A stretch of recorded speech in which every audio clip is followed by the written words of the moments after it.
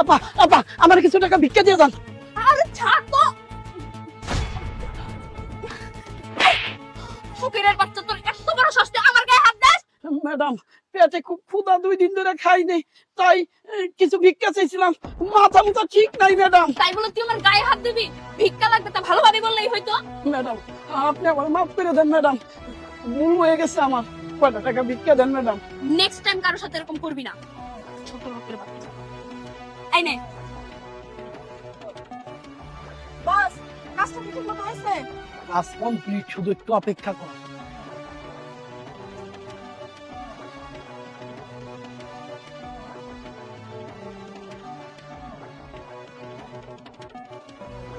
চল কাজ হয়ে গেছে, রাখ। চল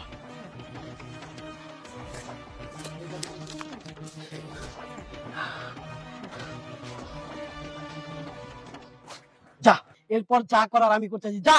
আচ্ছা বস।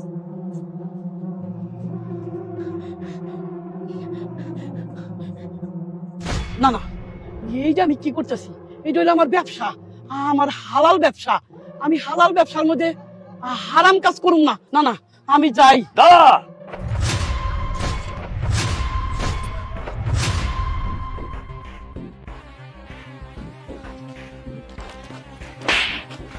কি ভেবেছিস তুই? পুলিশের চোখে ফাঁকি দিয়ে তোরা যা ইচ্ছা তাই করবি?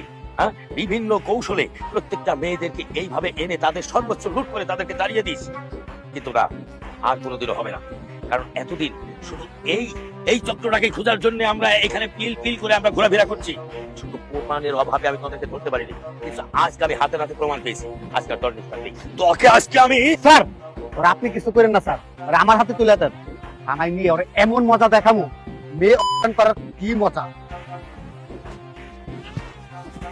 এই চল, ওই আয়। যাও, ওকে থানায় নিয়ে যাও।